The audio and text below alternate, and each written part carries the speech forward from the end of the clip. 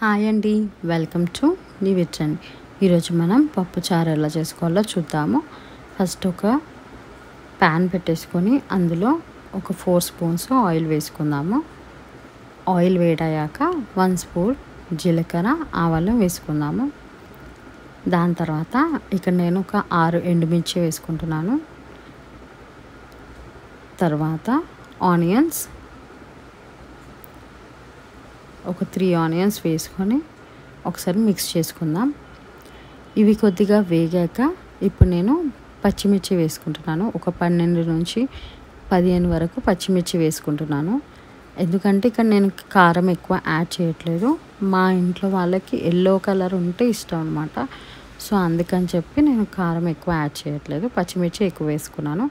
తర్వాత curry leaves వేసుకొని కొద్దిగా అల్లం వెల్లుల్లి పేస్ట్ వేసుకోవాలి. దాని తర్వాత క్యారెట్.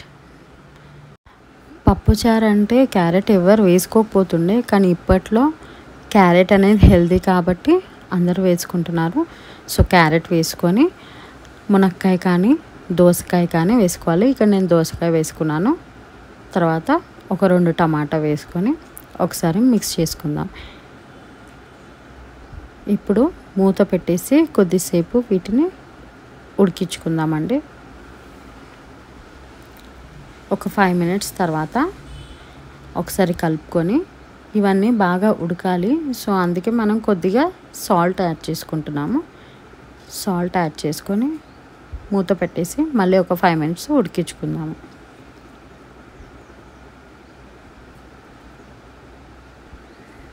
ఇప్పుడు అందులో కొద్దిగా పసుపు వేసుకోవాలి.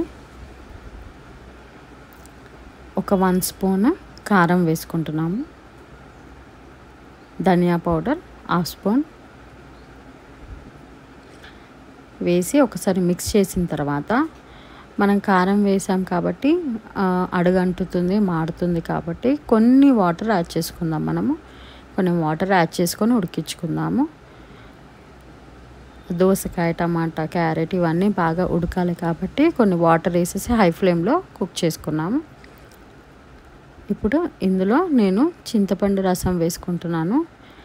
మీరు చేసే క్వాంటిటీ చారు బట్టి మీరు చింతపండు రసం వేసుకోండి.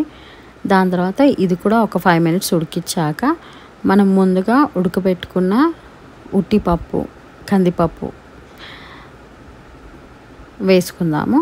వేసుకున్నాక ఇప్పుడు మనకి కన్సిస్టెన్సీ వాటర్ది మీరు ఎలా తింటారో, చిక్కగా పల్చగా, దాన్ని బట్టి వాటర్ యాడ్ చేసుకోండి. కొంతమంది చాలా పల్చగా తింటారు, కొంతమంది చిక్కగా ఉంటేనే నచ్చుతుంది. కాబట్టి మీరు ఒకసారి ఇలా చెక్ చేసుకొని ఎంత క్వాంటిటీ వాటర్ వేసుకోవాలో చూసి వేసుకోండి. ఫైనల్గా మనం కొత్తిమీర వేసుకుందాము. కొత్తిమీర వేసి హై ఫ్లేమ్లో బాగా మరిగించుకోవాలి. మూత పెట్టేసి ఇలా సాంబార్ వేడయ్యాక మూత తీసేసి పెట్టుకుందాము. ఇప్పుడు హై ఫ్లేమ్లో కొద్దిసేపు కుక్ చేస్తే ఇలా సాంబార్ మరుగుతున్నప్పుడు లో ఫ్లేమ్లో పెట్టేసి ఒక 10 మినిట్స్ ఉడికించుకుంటే మనం వేసుకున్న ఇంగ్రీడియంట్స్ అన్నీ సాంబార్లో పట్టి ఆ టేస్ట్ అనేది వస్తుందన్నమాట. సో ఇలా 10 మినిట్స్ మరిగించుకోవాలి. అంతే అండి, ఎంతో టేస్టీ అయిన పప్పు చారు రెడీ అయిపోయింది. ఒకసారి ట్రై చేసి చూడండి. థ్యాంక్స్ ఫర్ వాచింగ్ నివిట్రన్. Please subscribe.